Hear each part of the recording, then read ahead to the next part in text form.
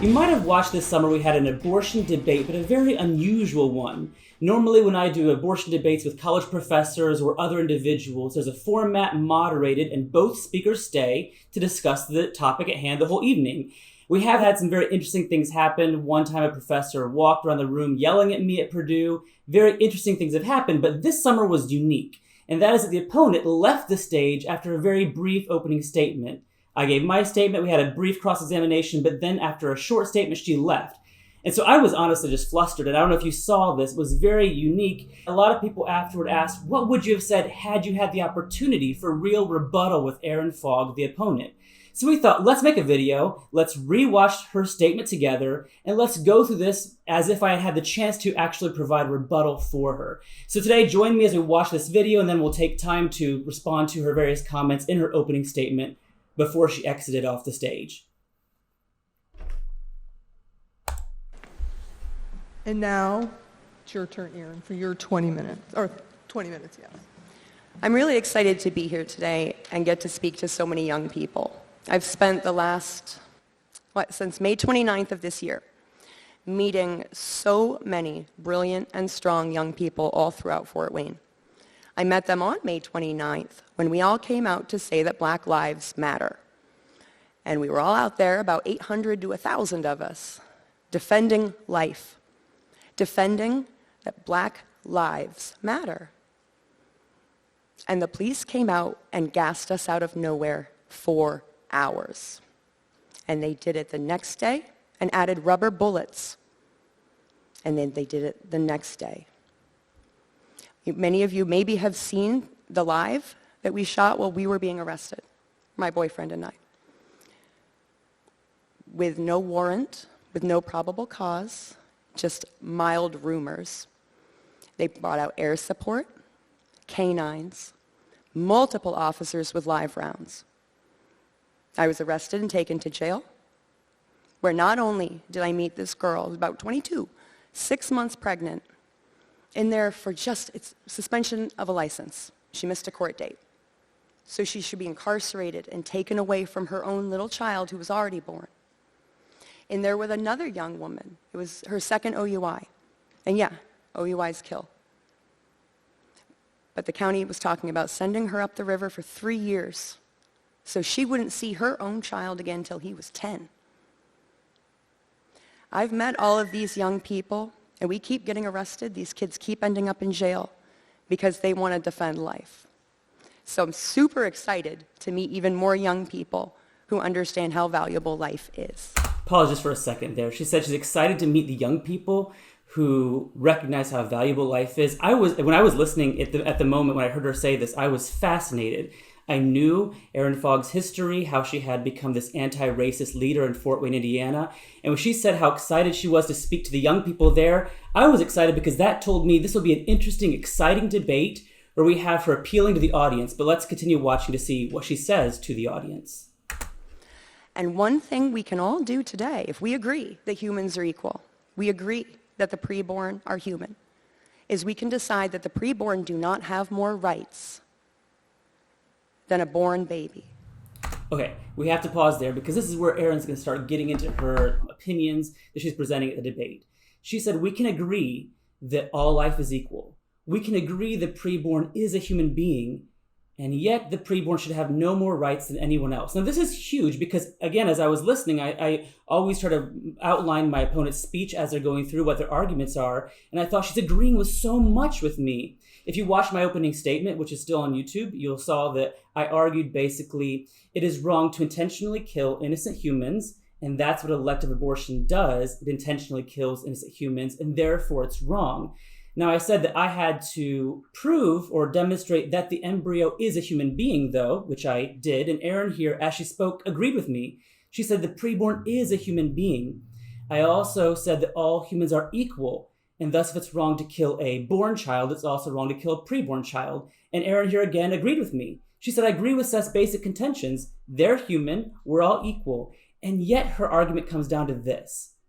If we say that it's wrong to have an abortion, we're giving the baby extra rights that you and I don't have. She's going to unpack that for us in a moment, so let's continue.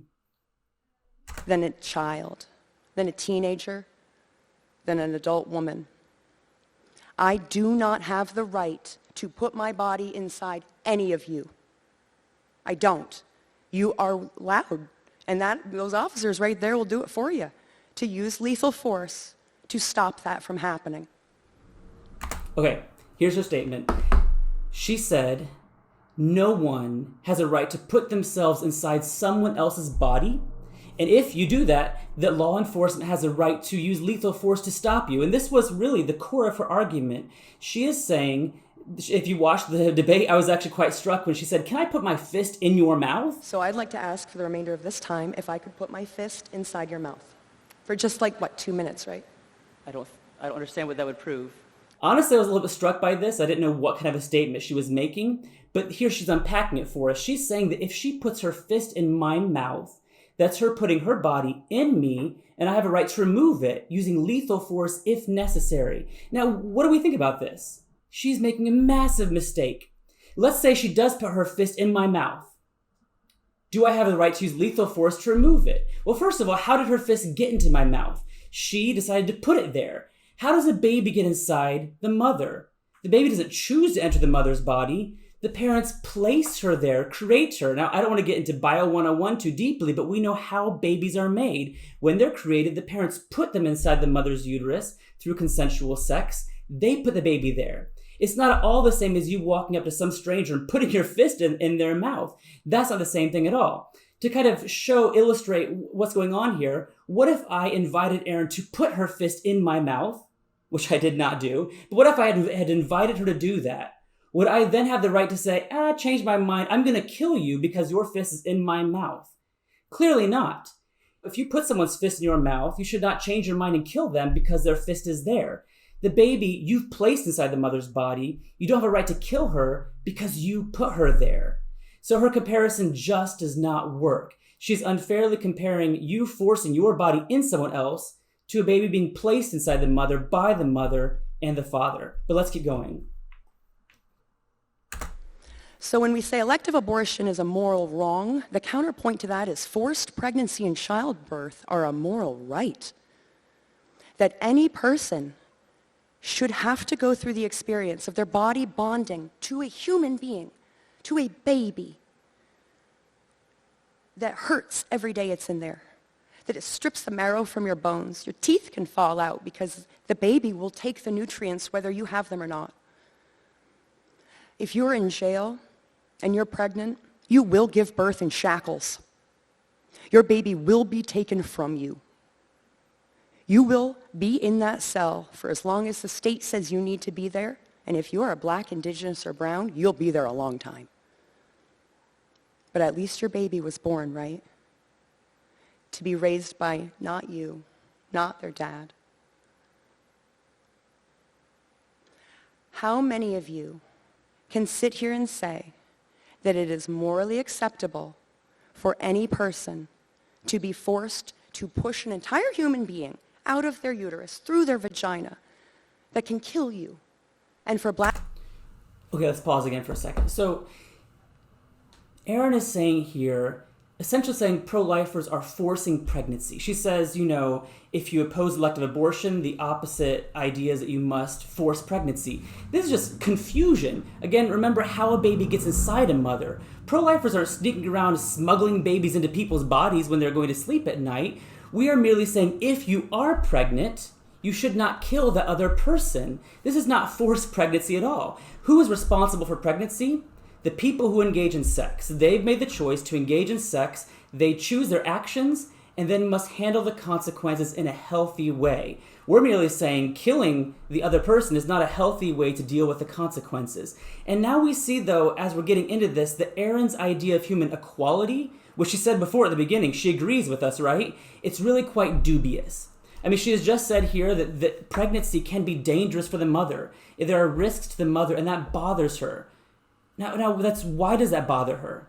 Because Erin believes women matter. She's bothered that women face risks through childbirth.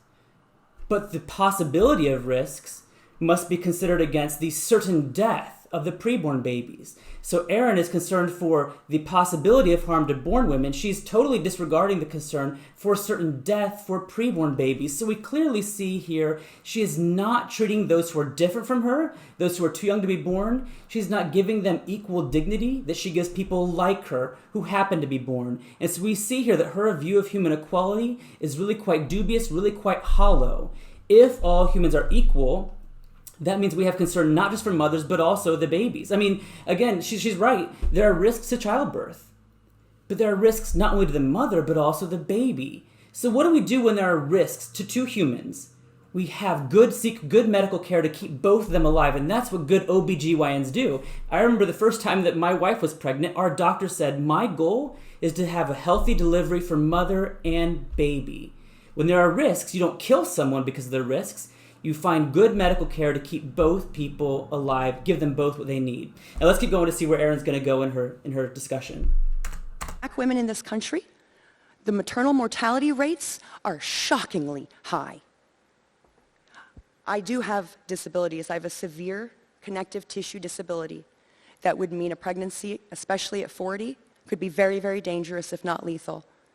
But even still, at my advanced age with that physical disability, my maternal outcome as a white woman will be vastly superior to the most healthy, most wealthy black woman in this country. So if you want to stop abortion, you seem very, very concerned about black women having abortions, but not particularly concerned about the massive poverty gap. Why is it that black families have so little money when white families have so much? Why is it our maternal health care is so much superior? Why are these things? You want to stop abortion, you stop racism first. Okay, so Erin said, you want to stop abortion, stop racism first.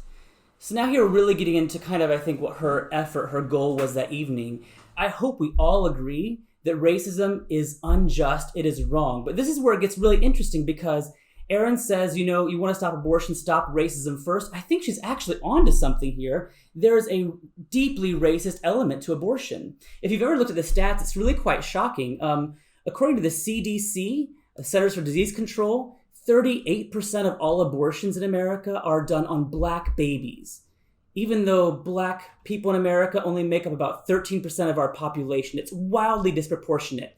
And that's why a black baby in America is 3.7 times more likely to be aborted, dismembered, discarded by abortion, or starved and suffocated than a white baby. So she's onto something here. There's a racist element to abortion. That's why more babies in New York City are killed than are born alive. That's why we know, looking backward, Margaret Sanger, the founder of Planned Parenthood, she had a Negro project where she was trying to take out black people because they were, in her words, human weeds. There's a massive racist element here. But again, it's so shocking here. This anti-racist leader of Fort Wayne, Indiana, Erin Fogg, seems so disinterested about racism related to abortion. We again see truly it's a view of inequality. She opposes racism for born people, but not racism against preborn people. And that's really shocking. Let's keep on going, though. She has more things to say.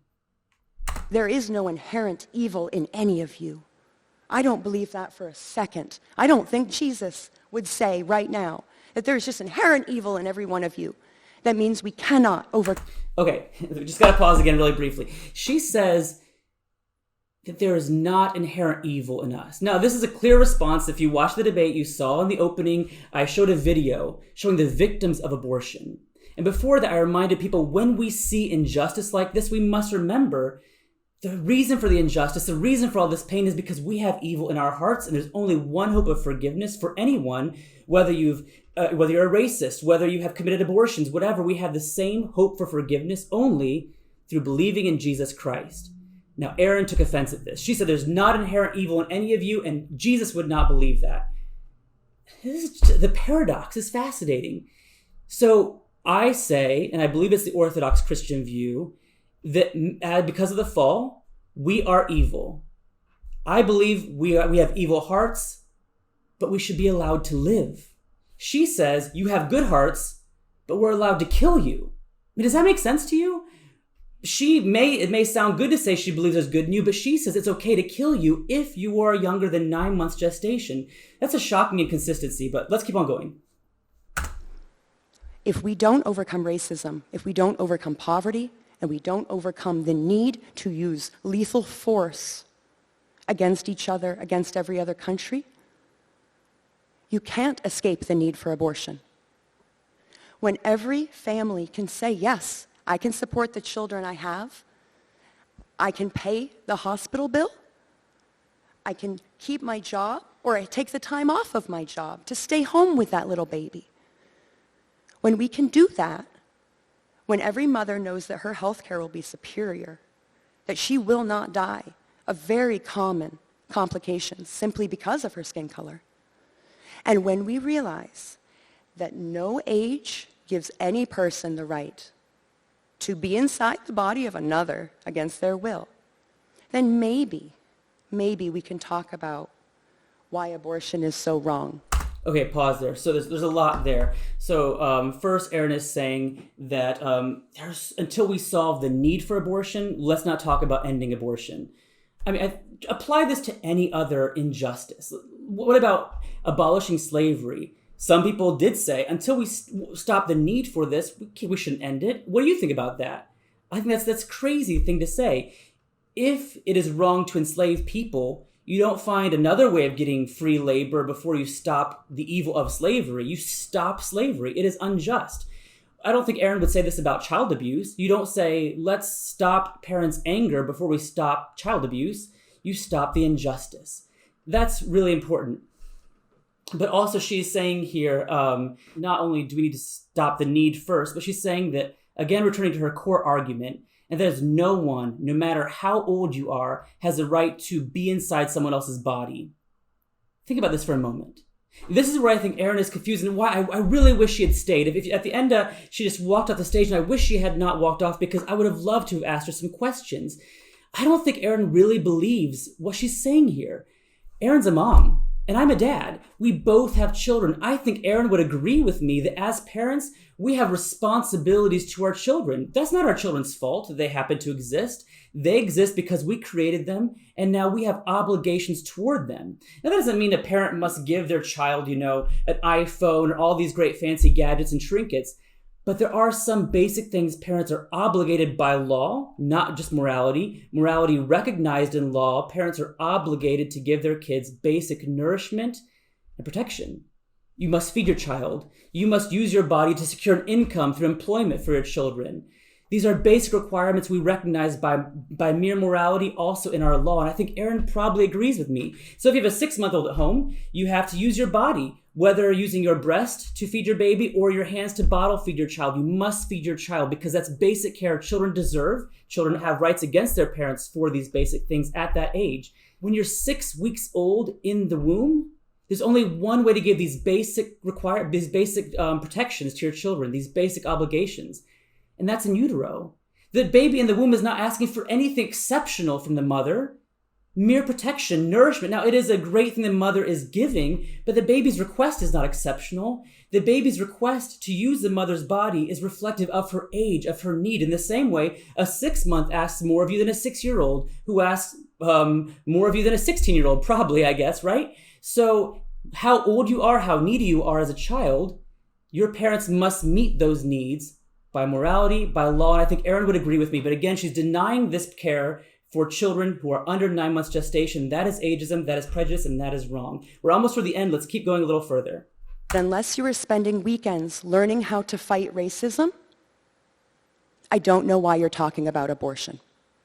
Unless you are paying, $35 a head for your brown bag lunch and t-shirt to learn how to eliminate poverty entirely, why are we having these conversations? If we solve abortion, we still have racism, we still have poverty, and we still have war. I know that you are all here to learn how to debate liberals and communists and Satanists. But I think I've said my piece. And I think the value of continuing this is 0. So I will leave you with this. If you truly believe in human equality, you will think about the people who actually get pregnant, who actually give birth. And be very, very mindful that if you are forcing them to do either of those things against their will, because consenting to sex is not consenting to AIDS. It is not consenting to pregnancy. Okay, let's pause. We have maybe one more point here, but really important thing to make here. You notice she said, think about the people who can get pregnant. Words matter. There's a reason she's saying people for women, but not for preborn children, because even though she may say she believes in human equality, believes the preborn is human, she is not treating the preborn person as a person. That's the key distinction here. Our point is that all humans are people, in the womb, outside the womb. Erin, I think, makes a distinction here, and that's the important note of language we have to pick up on. It is consenting to sex in that moment only. And this is another point we have to remember. She is saying that consent to sex is merely consent to sex in that moment. You can see she's getting close to the end of her argument here. This is a very important point. If you choose your actions, not your consequences. If you play baseball and the ball hits your neighbor's window, you are responsible for the ball hitting your neighbor's window. You must pay for it. If a man has sex with a woman, he should not say, hey, I consented to sex only, not to pregnancy, and leave her high and dry. We expect him to stay. If you have sex and get an STD, you cannot say, I didn't consent to human papillomavirus or whatever STD you may have. You have it. You must deal with it in a healthy way. So what do you do when you're pregnant and have a baby inside of you? We are merely saying there are some ethical and unethical ways to respond to a baby inside your body. If you want to remain the parent, it's good to plan ahead to serve as the parent throughout that child's life. If you don't want to be the custodial parent, it is ethical to plan for adoption or foster care. But it is unethical to sever the ties of parenthood by severing your child's body limb from limb. So good night, and God bless you all. And this is where I was just, if you see in the video, you can't see my face, but I was just kind of shocked and astounded. She said, good night, God bless you all. I had no idea this was going to end that way. If you were watching live, some people were starting to text me right away saying, oh my goodness, what happened? I was just as confused as you were, to be honest. But I think what I wish had happened was that she had stayed for an exchange back and forth. Because as we wrap this up, as you think about this and how you can engage in this, it's important to remember a couple key points. Many people, like Erin, make an argument based on bodily autonomy. They say the mother has the right to do whatever she wants with her body, regardless of how that affects the baby inside of her. Just like, again, if someone puts their fist in your mouth, you may remove it using lethal force if necessary. Remember that people who make this argument make a few key mistakes. Number one, just like Erin, when you compare someone putting their mouth in you, they're comparing you to a stranger, comparing that to a mom and her baby. A mom and her baby have a special relationship, which, as I said, means there are special obligations. I have no obligation to someone who wants to put their fist in my mouth. But if I'm a father, I have obligations to my children. Parenting brings responsibilities. Secondly, even if you have the right to remove someone's fist from your mouth, which I think you probably do, you do not have the right to kill them for putting their fist in your mouth. Even though you may withhold support from someone by saying, no, you may not put your fist in there, you may take them away from you, you don't have the right to dismember them. What happens in abortion? We're not merely withholding support from the baby, we kill the baby by starving, suffocating her, or decapitating, dismembering, and disemboweling her. But also, it must be remembered that when Erin asks, can I put my fist in your mouth, she's comparing someone forcing themselves on you to a situation where two people choose to put a baby where she is. The baby didn't choose to exist. She didn't choose to be the mother placed her there. So remember, when people say bodily autonomy, the mom has the right to do whatever she wants, they're often making a couple key mistakes with their analogies they use. And also just remember this, there are limits to bodily autonomy. My right to swing my arm ends when I hit someone in the face. We all have limits to what we should and should not do with our bodies. She does not have the right to use her body to kill her child, whether it be drowning her baby in the bathtub or asking a hitman, to kill the baby for her. But as she walked off the stage that night, I was confused. We wanted to have this video to kind of walk through it together. I hope you've enjoyed this. But my question for you is, do you like these kinds of videos? Do you want to see more of them? Because we want to know what kind of content you're interested in. So please leave us comments below. Tell us what you like. Tell us what you were thinking if you were watching this. Tell us what ideas you have for how you might respond to Erin or someone like her in dialogue. We want to be a community learning together how to best advance the case of human equality, because that's how we can go further. Subscribe to our channel on YouTube. It's Created Equal Films. Like this video, and then also find us on Facebook, find us on Twitter, find us on Instagram. Join us and also come on the road with us. Whatever age, if you're interested in learning more about how to engage in dialogue, we want you to be part of our community seeking to reach people's hearts and change their minds. High school and college students, come on our justice ride. You can come with us to go from campus to campus, and together we will reach people, we will save babies' lives, and help parents in need who are carrying heavy burdens from their past abortions. So please join us, because together, you and I, all of our team, everyone who's interested, who cares for human equality, we can work together to end ageism and end abortion.